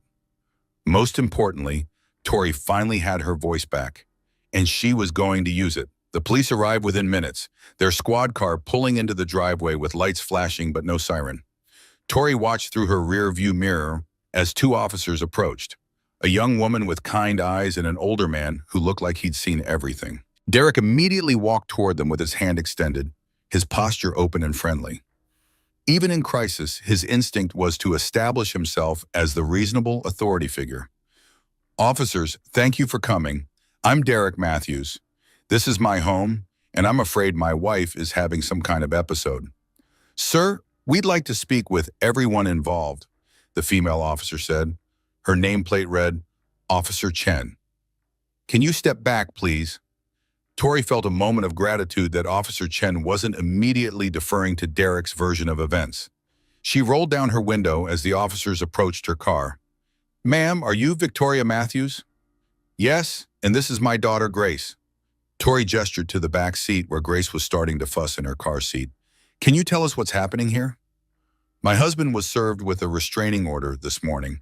When he came home early from work, he tried to prevent me from leaving with my daughter. When I refused to get out of the car, he grabbed my wrist and threatened to have me committed if I tried to drive away. Officer Chen made notes while her partner spoke with Derek and Mrs. Patterson. Tori could hear Derek's voice carrying across the driveway as he explained about her mental health issues and false memories from her head injury. Mrs. Matthews, do you have a copy of this restraining order? It's being processed. My attorney James Crawford filed it this morning based on security footage that shows my husband pushing me down the stairs 2 years ago. And you were injured in that incident? I was 7 months pregnant. The fall damaged my spine. Tori gestured to her wheelchair. I haven't been able to walk since. Officer Chen's expression grew more serious. Ma'am, I need to ask, do you feel safe going back into that house with your husband? No, I don't feel safe being anywhere with him. Where would you like to go? I have a bag packed. I want to take Grace and drive to my sister's house in California. Mama, Grace called out, her voice getting more distressed. Out! Want out? It's okay, baby, Tori said, reaching back to hold Grace's hand. We're going to go see Aunt Jenny soon. Officer Chen walked back to confer with her partner and Derek. Tori watched Derek's face as the officer spoke, saw the moment when his charming facade began to crack. His voice rose slightly, though she couldn't make out the words. Mrs. Patterson approached Tori's car window. Dear, I want you to know I heard everything. That man was threatening you, and I'll tell anyone who asks exactly what I witnessed. Thank you, Mrs. Patterson. You probably saved my life. Well, I didn't live through 83 years to watch some bully intimidate a young mother in broad daylight. Officer Chen returned to Tori's car. Mrs. Matthews, your husband claims you are not mentally competent to make decisions about your daughter's welfare. He says he has medical documentation of cognitive impairment from your accident. Tori's heart sank. Of course, Derek would use her medical records against her. Officer Chen, my husband has been controlling every aspect of my medical care since my accident. He's positioned himself as the decision maker and painted me as incompetent. But I've been working with a physical therapist and a domestic violence counselor who can verify that I'm completely mentally competent. Can you give me their contact information? Tori provided Patricia Coleman's number in the domestic violence hotline. As Officer Chen made the calls, Tori watched Derek pace near the front door of their house. His perfect composure was finally showing cracks. 20 minutes later, Officer Chen returned with a different expression. Mrs. Matthews, I've spoken with your physical therapist and with a supervisor at the domestic violence hotline. Both confirm that you have been documenting a pattern of controlling behavior and that you're fully competent to make decisions about your own welfare. What does that mean? It means you're free to leave with your daughter. However, I should warn you that if there are custody issues pending in court, taking Grace out of state could complicate your legal situation. My attorney said I could take her somewhere safe until the restraining order is finalized. Then I'd suggest you call your attorney to confirm that advice. Tori used Officer Chen's phone to call James Crawford's office. His secretary patched her through immediately. Tori, are you safe? For now, the police are here, but Derek is claiming I'm not competent to take Grace anywhere. Can you put me on speaker with the officers? Crawford quickly explained the legal situation to Officer Chen.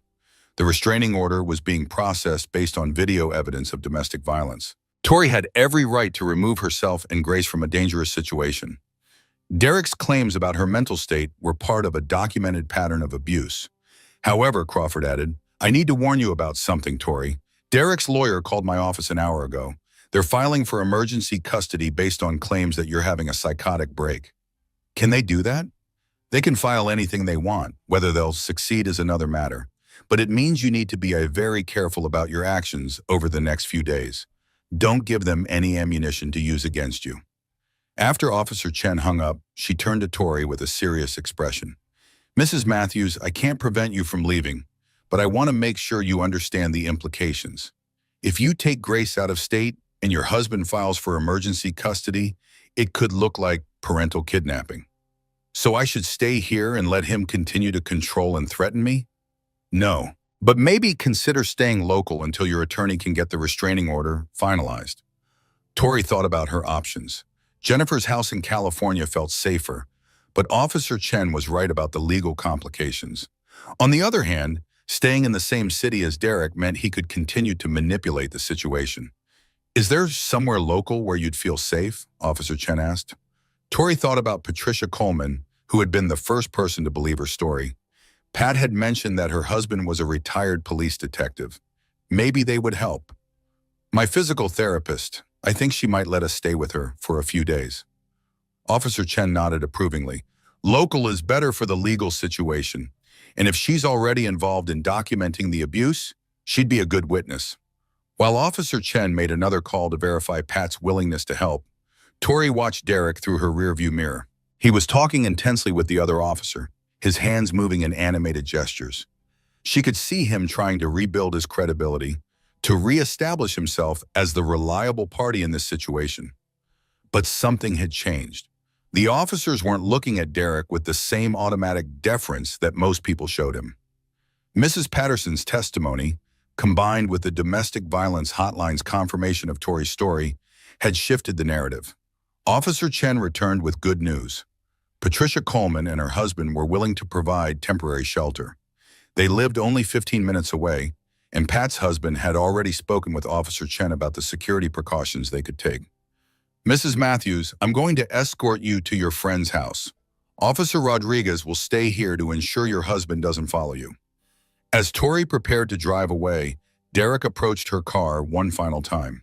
The officers allowed him to speak, but they stayed close enough to intervene if necessary. "Tori," Derek said quietly, his voice carrying none of its earlier rage, "you're making a terrible mistake. Whatever you think that video shows, there are ways to interpret evidence. This is going to destroy our family.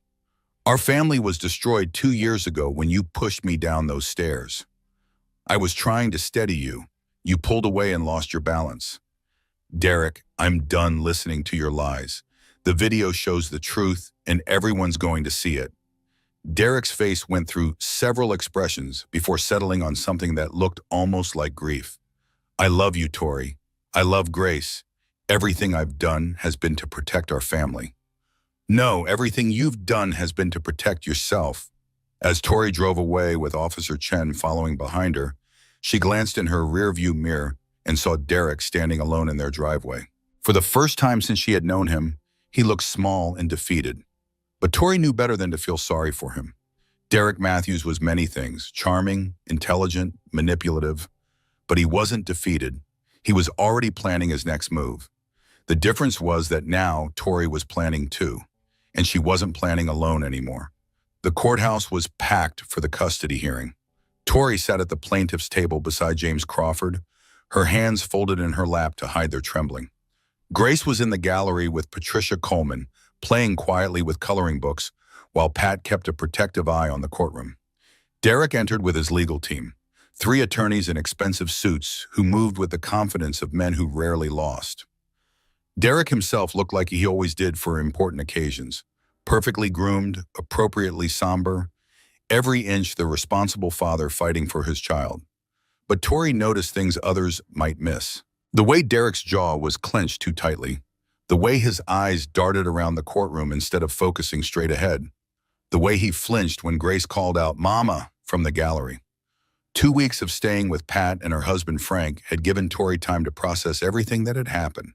Frank, a retired detective with 30 years of experience, had reviewed the security footage and confirmed what Tori already knew. Derek's push was deliberate, calculated, and unmistakably violent. The angle of impact, the force required to send you down those stairs while you were that pregnant. "There's no question this was assault," Frank had told her. "I've seen a lot of domestic violence cases, and this one is textbook deliberate harm." Now, as Judge Harrison called the hearing to order, Tori felt something she hadn't experienced in years: confidence in the justice system. "Your Honor," Derek's lead attorney began, "my client is here today because his wife has made increasingly erratic accusations stemming from a tragic accident that left her with both physical and cognitive impairments. Mr. Matthews has been the primary caregiver for their daughter, while Mrs. Matthews underwent extensive rehabilitation." Crawford rose to respond. "Your Honor, we're here because Mr. Matthews deliberately pushed his 7 months pregnant wife down a flight of stairs when she threatened to expose his extramarital affair. We have security footage that clearly shows this assault, and we have 2 years of documented evidence showing Mr. Matthews's systematic control and manipulation of his injured wife. I'd like to see this footage, Judge Harrison said. The courtroom lights dimmed as Crawford set up his laptop and projector. Tori had watched the footage dozens of times over the past 2 weeks, but seeing it on the big screen in a courtroom full of people still made her stomach clench. There she was, 7 months pregnant, backing toward the stairs as Derek advanced on her. The audio wasn't clear, but their body language told the story perfectly. Derek's aggressive posture, Tori's defensive retreat, and then, clearly visible from the hallway camera, Derek's hands on her shoulders in the deliberate push that sent her tumbling backward down the stairs. The silence in the courtroom was absolute. Several people in the gallery gasped audibly. One of Derek's attorneys leaned over to whisper urgently in his ear. "Your Honor," Derek's lawyer said after the footage ended, "this video is open to interpretation. Mr. Matthews was clearly trying to steady his wife, who was behaving erratically. When she pulled away from his stabilizing touch, she lost her balance." Crawford played this footage again, this time in slow motion. "Your Honor, I'd like the court to note the direction of force in Mr. Matthews' hand motion. If he was trying to steady someone, the force would be toward him, pulling his wife to safety.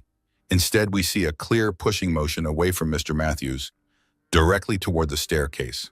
Judge Harrison studied the screen carefully. "Play it once more, please. Focus on the hand motion." Even in Derek's carefully constructed version of events, the footage was damning. The push was too deliberate, too forceful, too perfectly aimed at sending Tori down the stairs. "Mr. Matthews," Judge Harrison said, "can you explain what we're seeing in this footage?" Derek stood, his composure still intact but his voice slightly strained. "Your Honor, my wife was 7 months pregnant and highly emotional. She had been making accusations about my fidelity that were completely unfounded. When I tried to calm her down and prevent her from backing toward the stairs, she jerked away from me violently. I was trying to catch her, not push her. Mr. Matthews, the footage shows your hands making contact with your wife's shoulders in what appears to be a forward motion, not a catching motion. I was off balance myself, Your Honor. When she pulled away, I stumbled forward." Crawford stood. "Your Honor, we'd like to call Patricia Coleman to testify about Mrs. Matthews' injury pattern and recovery." Pat took the witness stand with the calm authority of someone who had testified in court before. She explained Tori's injuries in clinical detail, describing how the damage to her T12 vertebra was consistent with a direct impact rather than a tumbling fall.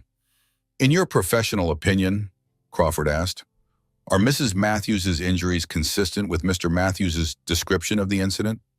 "No, they are not.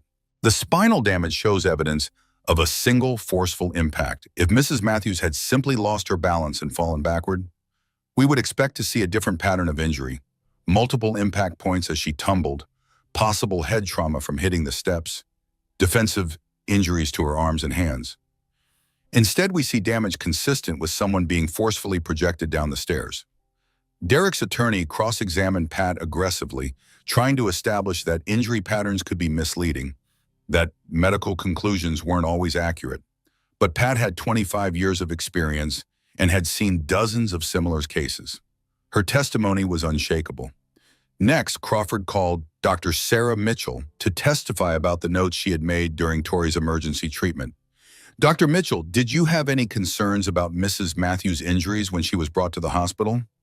"Yes, the injury pattern didn't match the husband's description of a simple fall. I recommended a social worker interview and documentation of potential domestic violence, but Mr. Matthews declined on his wife's behalf while she was unconscious." "Did you make notes about these concerns?" "Yes, standard protocol requires us to document any suspicions of domestic violence, even if we can't pursue them immediately." Crawford introduced Dr. Mitchell's notes into evidence. Written in the immediate aftermath of Tori's injuries, they provided contemporaneous medical opinion that supported everything Tori had been saying for 2 years. When it was Derek's turn to present his case, his attorneys focused on Tori's mental instability and false memories. They called a psychiatrist who had never examined Tori but who testified about the effects of traumatic brain injury on memory and perception. But their case fell apart when Crawford cross-examined the psychiatrist. "Doctor, have you ever personally examined Mrs. Matthews?" No, I have not. Have you reviewed her complete medical records? I reviewed the records provided by Mr. Matthews' legal team. So your opinion is based entirely on selective medical records chosen by the defendant in this case? I was provided with relevant documentation. Doctor, are you aware that Mrs. Matthews has been working with a domestic violence counselor for over a year, and that counselor has found no evidence of cognitive impairment or false memory syndrome? I was not made aware of that. No. Crawford introduced documentation from the domestic violence hotline showing a clear pattern of systematic abuse and control. Phone records showed that Tori had been calling for help and advice for months, demonstrating both cognitive clarity and an understanding of her situation. The final blow came when Crawford called Frank Coleman to testify about his analysis of the security footage. Detective Coleman, in your 30 years of law enforcement experience, how many domestic violence cases did you investigate? Approximately 400 cases involving intimate partner violence. And in your professional opinion, what does the security footage show? It shows a deliberate assault. Mr. Matthews positioned himself between his wife and safety, advanced on her in a threatening manner, and then used physical force to push her down a flight of stairs. This is textbook domestic violence escalation. Derek's attorney tried to undermine Frank's testimony by pointing out that he was married to Tori's physical therapist, suggesting bias. But Frank's credentials and experience spoke for themselves. When all the testimony was finished, Judge Harrison called for a recess to review the evidence. Tori sat in the hallway with Grace on her lap, watching her daughter color while they waited for a decision that would determine their future. "Mama, pretty picture," Grace said, holding up a drawing of what might have been a flower or possibly a dinosaur. "Very pretty, baby. You're such a good artist." Derek sat across the hallway with his legal team, no longer looking confident. The video footage had been devastating, and the medical testimony had corroborated everything Tori had claimed. His carefully constructed narrative of the devoted husband caring for his mentally ill wife had crumbled under scrutiny. When they returned to the courtroom, Judge Harrison's expression was grave. "I have reviewed all the evidence presented today, including the security footage, medical records, and expert testimony. I find that the evidence clearly shows that Mr. Matthews deliberately assaulted his pregnant wife, causing severe injuries that have left her permanently disabled." Derek's face went white. "Furthermore, I find that Mr. Matthews has engaged in a systematic pattern of psychological abuse and control designed to isolate Mrs. Matthews from support systems and undermine her credibility. This behavior represents a clear and ongoing danger to both Mrs. Matthews and their daughter." Judge Harrison turned to Derek directly. "Mr. Matthews, your actions 2 years ago were not only criminal assault, but they demonstrated a callous disregard for the safety of your wife and unborn child. Your behavior since that assault has shown no remorse, no accountability, and no change in your fundamental character. Therefore, I am granting Mrs. Matthews full physical and legal custody of Grace Matthews. Mr. Matthews will be permitted to supervise visitation only, pending the outcome of criminal charges. I am also issuing a permanent restraining order requiring Mr. Matthews to stay at least 500 feet away from Mrs. Matthews except during court-ordered visitation." The courtroom erupted. Derek's mother, Helen, who had been sitting in the gallery, began crying. Several of Tori's supporters, including Mrs. Patterson, who had driven downtown to be there, applauded quietly. But Tori just held Grace closer and felt something she hadn't experienced in 2 years, complete and utter relief. Derek stared at her across the courtroom, his face a mask of rage and disbelief. For a moment, she saw exactly what she had seen in his eyes at the top of those stairs 2 years ago, the cold calculation of someone who viewed other people as obstacles to be removed. But this time, Derek was the one being removed. As they left the courthouse, Grace riding on Tori's lap in her wheelchair, while Pat and Frank flanked them protectively, Tori felt the weight of 2 years of fear and uncertainty lifting from her shoulders. "Where are we going, Mama?" Grace asked as they reached the parking lot. Tori looked up at the sky, clear and blue, for the first time in what felt like forever. "We're going home, baby. We're finally going home." The support group met every Tuesday evening in the community center's accessible conference room. 12 women sat in a circle sharing stories and strategies with the kind of brutal honesty that only came from shared survival. The hardest part wasn't leaving him, said Maria, a soft-spoken woman whose husband had controlled their family's finances for 15 years. The hardest part was believing I deserved better. Tori nodded from her position at the front of the circle. As the group's facilitator, she had heard this sentiment dozens of times. The practical aspects of escaping abuse, finding shelter, gathering evidence, navigating legal systems, were challenging but ultimately achievable. The psychological work of rebuilding self-worth took much longer. I used to check my phone 3 times before making any decision, Tori said, sharing her own mirror technique moment with the group. Lock, unlock, lock, unlock, lock. Like I was waiting for permission from someone who would never give it. Several women smiled with recognition. The compulsive phone checking, the hypervigilance about perfect housekeeping, the apologizing for needs and opinions, these behaviors created bonds of understanding that connected women across all social and economic lines. How long before you stopped doing that? Asked Janet, whose ex-husband had monitored her phone calls and emails. Honestly, sometimes I still catch myself doing it. But now when I notice it happening, I take a deep breath and make the decision anyway. The goal isn't to erase all the conditioning, it's to recognize it and choose differently. After the group session ended and the other women had left, Tori remained in the conference room to review notes for next week's topic. Financial independence after economic abuse. She was writing on a whiteboard when she heard small footsteps in the hallway. "Mama!" Grace appeared in the doorway, her backpack bouncing as she ran. "Miss Jenny says we can go for ice cream." Jennifer followed Grace into the room, smiling at her sister's obvious contentment. Jenny had moved to town 6 months ago to help with Grace's care, while Tori built her new career as a domestic violence counselor.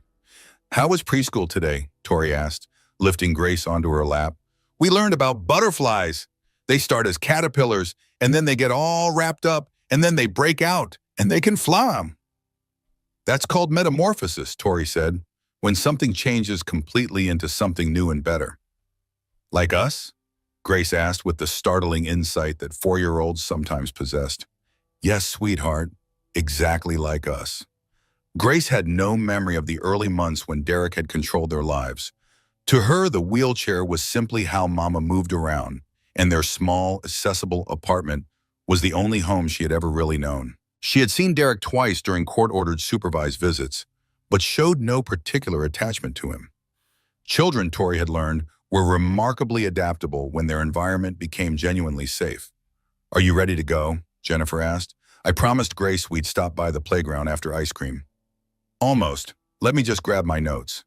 As Tori gathered her materials, she thought about how much had changed in the year since the custody hearing. Derek had been sentenced to 3 years in prison for domestic violence and financial fraud.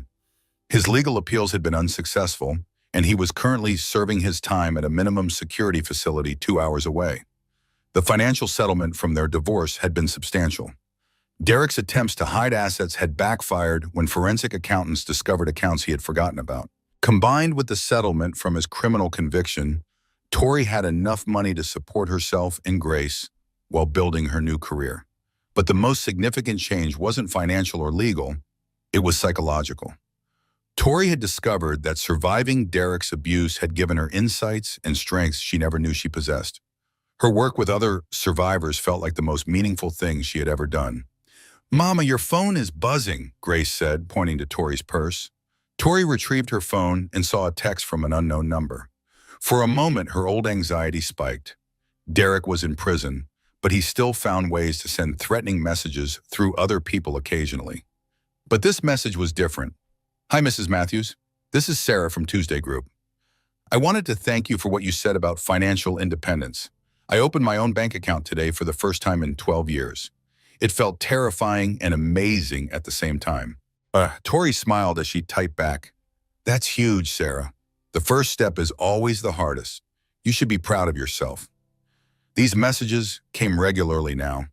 Women from her support group, participants in the workshops she led at the community center, even strangers who had heard her speak at domestic violence awareness events. Each message was a reminder that her survival had purpose beyond just her own healing. "Everything okay?" Jennifer asked, noticing Tori's expression. "Better than okay. Someone took a big step toward freedom today." They made their way out of the community center, Grace chattering excitedly about butterfly metamorphosis while Jennifer pushed Tori's wheelchair. The evening air was warm and filled with the scent of blooming jasmine from the center's garden. As they reached the parking lot, Tori's phone rang.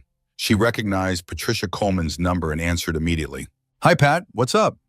"Tori, I just wanted to let you know, Derek's parole hearing is scheduled for next month. His lawyer filed the paperwork today." Tori's stomach clenched. Derek had only served 14 months of his 3-year sentence. The possibility of early parole had always existed, but she had hoped he would serve his full time. "What are our options?" "You have the right to attend the hearing and give a victim impact statement. Frank thinks it would be worth doing. The parole board needs to understand the ongoing impact of Derek's crimes." After they hung up, Tori sat quietly in the passenger seat while Jennifer drove toward the ice cream shop. Grace was singing a song she had learned at preschool, something about caterpillars and cocoons and spreading wings to fly. "You're thinking about the parole hearing," Jennifer said perceptively. "I don't want to see him again. I don't want Grace anywhere near him." "Then we'll make sure she isn't. Pat and Frank will be there, I'll be there, and your whole support network will be there. Derek doesn't get to intimidate you anymore." "What if they let him out?" "Then we'll deal with it. You're not the same person you were 3 years ago, Tori. You're not isolated or vulnerable or dependent on anyone else's version of reality. You have resources, allies, and most importantly, you have your own voice back." At the ice cream shop, Grace chose strawberry with rainbow sprinkles and insisted on sitting at the outside table so she could watch cars drive by. As they sat in the warm evening air, Tori found herself thinking about transformation, about caterpillars who somehow knew it was time to build cocoons, even though they had no way of knowing what would emerge. 3 years ago, she had been a woman who apologized for having opinions, who cleaned perfect houses to avoid her husband's criticism, who checked her phone compulsively before making simple decisions.